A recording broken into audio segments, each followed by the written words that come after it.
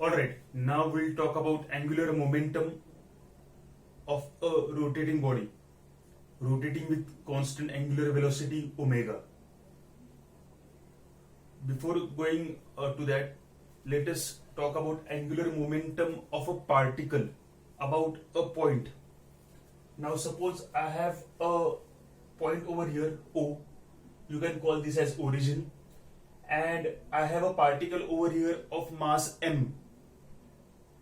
So at this instant, this r is the position vector of the particle, and suppose the particle is moving in this direction with some linear momentum p.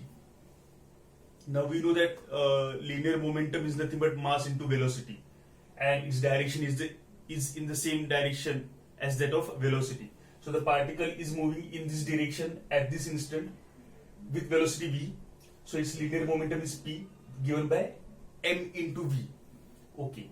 Now the angular momentum of the particle is defined as its position vector at that instant cross its momentum at that instant.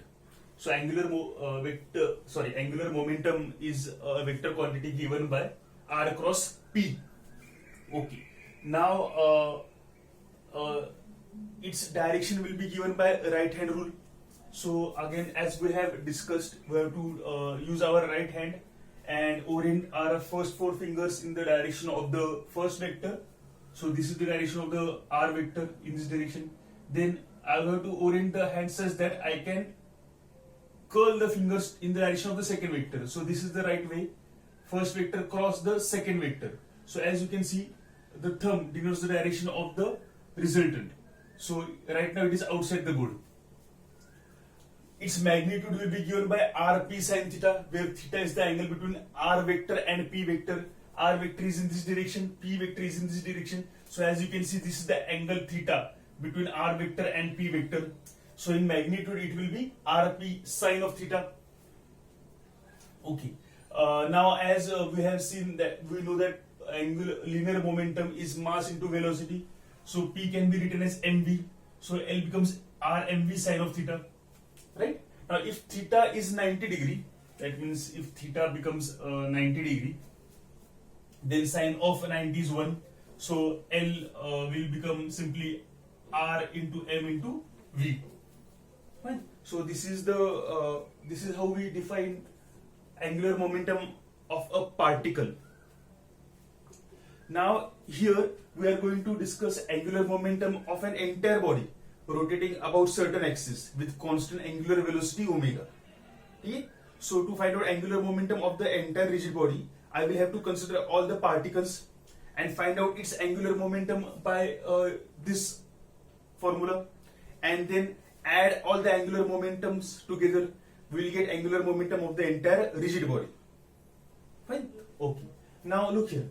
I have considered this as the rigid body, and I am going to consider an axis that is passing through this point O. And how is the orientation of the axis? The orientation of the axis is perpendicular to the board. So in this sense, so the axis is going through the board, perpendicular to the board, passing through the point O. Now again, the body will be made up of n number of particles. I have shown some particles over here, 1, 2, and this is the nth particle. Fine? Okay. Now look here. As this body is rotating about this axis with angular velocity omega, since this is the axis, the body will rotate like this. Each and every particle will rotate with the angular velocity omega. Suppose this is the first particle of mass m1. Now r1 is its perpendicular distance from O, right? From the axis. So r1 is the perpendicular distance from the axis. As you can see, this is 90 degree, right? So this is the perpendicular distance from the axis. Okay. And as this body is rotating in this sense, its linear velocity will be tangential to its circular path. So right now it will be directed over here. So as you can see, even r1 and v1, the velocity, are perpendicular to each other. Since momentum is in the direction of velocity, the momentum and the radius r1 will be perpendicular to each other. Now the angular momentum of this particle about O will be given by R cross P. Okay, so right now I have this R1 cross P1, I should say. Okay, so for each particle the angular momentum will be what? R cross P, R corresponding P and corresponding P, so it will be L is equal to R cross P. Now as you can see, for each and every case the angle between R and P is 90 degree. The angle between R and P is 90 degree, as we have seen that the linear momentum is in the same direction as that of velocity. So angle between R and P is 90 degree. So sine of 90 will be 1. So angular momentum will be simply Rp, and P is nothing but mv. So angular momentum will be Rmv. Getting this? And where will be the direction of angular momentum? R cross P, right? R cross P. So it is outside the board. For each and every particle it is the same, right? R cross P outside the board, R cross P outside the board. Fine? Okay. So angular momentum of the first particle will be what? As we have got result over here, mvr. So for the first particle it will be m1 v1 r1, and we know what is the relation between v and omega. It will be v is equal to r omega. So v1 will be written as r1 omega. So that becomes m1 r1 square omega. In the same way, linear momentum of the second particle, angular momentum of the second particle will be m2 v2 r2. That will be m2 r2 square omega. In the same way, angular momentum of the nth particle will be mn vn rn. So mn rn square omega. Okay? Okay. Now look here one thing carefully. That actually this is not a laminar body. This can be a three-dimensional body, right? Okay. So actually the body is a three-dimensional body. So this is the axis passing through the body. So about this axis the body is rotating with angular velocity omega. Okay. Okay. Now this is the point on the axis, right? So suppose this is that point O on that axis. So right now what plane we are considering? We are considering this plane and the particles on this plane, right? So this is the point O, and what plane we are considering? We are considering this plane, and so you can say that this is the top view. So the particles over here right now I have shown over here. Okay? But if I consider another plane, the corresponding O will be over here in that plane. Okay? So as you can see, for each and every particle that I take, I will take the corresponding O on the axis. In this manner, I will cover the entire body. Okay? So the first particle, second particle, third particle, fourth particle, fifth particle can be anywhere along any planes. But the corresponding point O will be such that the perpendicular distance from its axis is R, or O will be on that plane on the axis. Okay? I hope you are getting this. Okay? Anyway, so this is the case. Yeah. So as you can see, for each and every particle, the angular momentum direction is R across P, right? So R across P. Right now in this orientation, it will be upwards along the axis. In this orientation, the axis is like this, so R across P, it is again along the axis in the direction of omega. So each and every particle's angular momentum is in the same direction, and hence I can add all the angular momentums algebraically to get the total angular momentum of the entire body.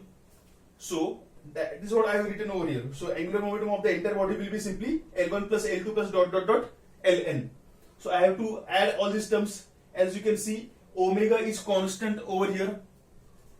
So that will come out of the bracket, right? Oh, I'm sorry, over here it should be omega.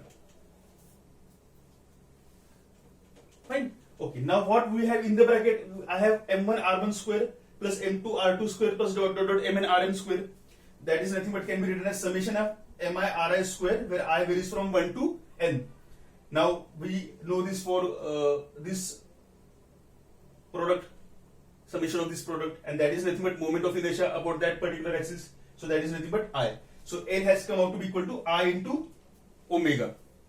So it is the angular momentum of this rigid body. It is equal to moment of inertia multiplied by its angular velocity, I into omega. Now what will be the unit of L? It will be kg meter square per second. Okay? Okay. Now its dimensions will be what? L2 m1 t raised to minus 1. And in vector form, how will it be written as? It will be written as L is equal to I omega bar. So this indicates that the direction of L is in the same direction as that of omega. So as you can see, it is rotating in this sense. So omega is outside the board, and we have discussed even R across P for every particle is out of the board. So angular momentum of the entire body is also out of the board. So the direction of angular momentum is in the same direction as that of angular velocity. Okay? Now this is analogous to linear momentum, right? What was linear momentum? P is nothing but equal to m into v. So this is analogous to linear momentum, where m, which measures the translation inertia, is replaced by I, which measures the rotational inertia. This is the linear velocity, this is the angular velocity. This is the linear momentum, this is the angular momentum. So as you can see that the things are analogous, okay, to linear motion. Okay, so we'll mention now these things. So write down about this angular momentum of a particle, then up till here.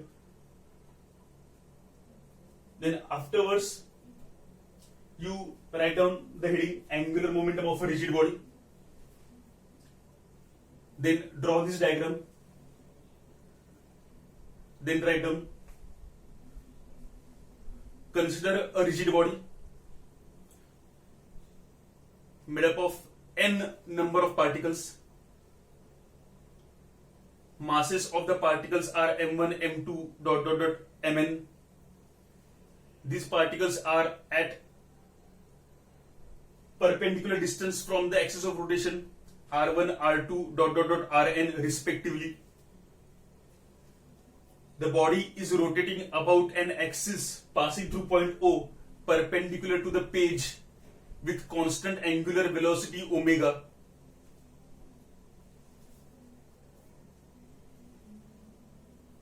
Then afterwards, you write down up till here. After this line, you mention, since the direction of angular momentum of all the particles is same, we can add all the angular momentums to get the angular momentum of the entire body, and then you mention from this point onwards. After this, you write down in vector form, it will be written as L bar is equal to I omega bar. Okay? And in the next line, you can write down, it is analogous to linear momentum, P is equal to mv. Okay, now I hope you have understood the derivation of the angular momentum. Now in the diagram, you draw the axis like this. Actually the axis is like this, perpendicular to the board. Still you mention the axis like this.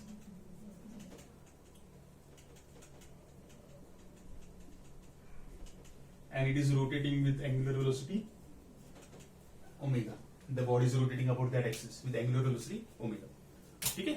Okay, now we'll talk about torque acting on a rigid body. Fine. Now rigid body is rotating with angular acceleration alpha. So there must be some torque acting on the rigid body. For example, in translation motion, if the object is having acceleration, we say that there must be some force acting on the body, because without force there won't be any acceleration. in the same way, if the body is performing angular acceleration, then there must be some torque acting on the body. Now for linear acceleration, the relation between force and acceleration is force is equal to ma. Now let us find out the relation between tau and alpha. Okay, so before going towards the derivation of torque acting on the rigid body, let us first talk about torque acting on a single particle. Now this is the point O. We can say that this is the origin. The particle right now is over here of mass m. The force acting on the particle is in this direction f. R is its position vector. Torque acting on the particle is defined as tau is equal to r cross f. Its direction will be given by right hand rule. R cross f. Right now it is out of the board. So in magnitude it will be rf sine of theta, where theta is the angle between r vector and f vector. F can be written as mass into acceleration. So tau becomes rma sine of theta. If theta is 90 degree, sine of 90 is 1. So tau becomes r into m into a. This was for one particle. Now let us consider a rigid body made up of large number of particles. Okay. Now again this is a rigid body. Axis is how? Axis is perpendicular to the board passing through point O. So even though I have shown the axis to be like this, actually axis is perpendicular to the board passing through the point O. Okay. Now this body is rotating with angular acceleration alpha. So each and every particle will rotate with the same angular acceleration alpha, right? Okay. But the particles will have different tangential accelerations. Now we have talked about the relation between tangential acceleration and angular acceleration in our very first lectures. Okay? Okay, what is that relation? A is equal to r alpha. Right? What is r? R is the perpendicular distance from the particle to the axis. Fine? Okay. Now torque on each particle will be what? R cross f, as we have seen earlier. Okay. Now look here. The direction of tangential acceleration is tangent to that circular path. Now force is in the direction of acceleration always, because F is equal to m into a. The direction of force is in the same direction as that of acceleration. So the force acting on each and every particle is in the same direction as that of A. Okay, fine. So torque on each particle will be R cross F. F is in the direction of A. Now the angle between R and F will be what? Always 90 degree. R and F is 90 degree. R and F is 90 degree. Sine of 90 is 1. So for each and every particle, tau will be Rf is equal to Rm into m into A. Right? Okay. So in the same way, for the first particle, torque acting on the first particle will be m1 a1 r1, but A is nothing but r alpha. So it comes out to be m1 r1 square alpha. For second particle, torque acting on the second particle, m2 r2 square alpha. Dot dot dot torque acting on the nth particle is mn rn square alpha. Now for each and every particle, the direction of the torque r cross f, r cross f, r cross f is always outside the board. In this case, right? For each and every particle, the direction of torque is outside the board, and hence the total torque acting on the body can be algebraically added by adding all these torques acting on each and every particle. Now when I say that, what do we mean? Now suppose I have two vectors. This is a vector of magnitude 2. This is a vector of magnitude 5. Now the resultant of the two vectors is not 2 plus 5 7, right? Why? Because the resultant in this case can be shown by using parallelogram law or the law of triangle. Now in this case it will be something different. The diagonal will give us the resultant. But if the vectors are in the same direction, then the resultant can be algebraically added, will be algebraically added. So in this case the resultant will be 2 plus 5 is 7. In the same way, torque acting on each and every particle is in the same direction, and hence all the torques can be algebraically added. And hence torque acting on the entire body will be tau 1 plus tau 2 plus dot dot dot tau n. Okay? Now over here we have to add these things. Now alpha is constant, alpha will be taken out of the bracket. So inside the bracket I have summation of mi ri square, where I varies from 1 to n till we cover the entire body, and this is nothing but our moment of inertia, right? This is nothing but moment of inertia. So tau is equal to I into alpha. Now what is the unit of torque? It is the product of force and distance, so Newton meter, and its dimensions can be easily checked by what? By considering n as what? Kg meters per second square. So we'll get L2 m1 t raised to minus 2. Okay? In vector notation, it will be what? Tau is equal to I alpha, and the direction of torque is in the same direction as that of angular acceleration alpha. Now we know how to find out the angular acceleration alpha's direction. If omega is increasing, alpha is in the same direction as that of omega. We have talked about this. Okay? Now these things are analogous to F is equal to m into A. Torque is analogous to force, as we know that m is analogous to I, A will be analogous to alpha. Getting this? Now once again, this is a three-dimensional body. This is one of the planes that I have shown. The particles can be at any plane. This is that body. Now this is the axis. Now O is this particle. This body is rotating about this axis with angular acceleration alpha. Now if I look from top view, I am going to see this now. So I have shown the particles right now in this plane. The particles over here are in this plane, and as you can see, this r will be always the perpendicular distances from the particle to the axis. If I take particle on another plane, suppose this plane, I will have to take O over there, corresponding O on that plane, on the axis. So again, if I join the particles from O, that will give us the corresponding perpendicular distance. Okay? Okay, anyway. So this is torque acting on a rigid body. So just mention these things. First, torque acting on a particle. Then you write down torque acting on a rigid body.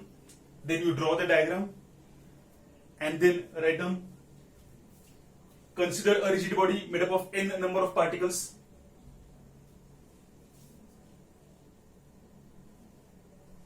This body is rotating about an axis, passing through point O, perpendicular to the page, with constant angular acceleration alpha.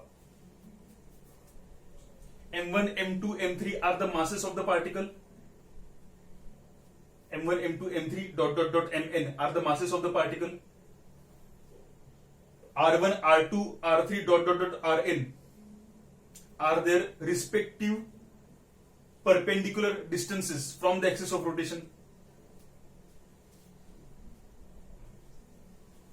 A1, A2 dot dot dot An are their tangential linear accelerations. After that, write down in the next line, each and every particle will rotate with the angular acceleration alpha. Its tangential acceleration will be given by A is equal to R alpha. After that, you mention this thing up till here. After this point, you write down, since the direction of torque acting on all the particles is in the same direction, the torque acting on the entire body can be found out by algebraically adding all these torques. Afterwards, write down from this up till here. After this, write down in vector notations, tau is equal to I alpha, showing the vector signs. After that, if you want, you can write down this is analogous to F is equal to ma.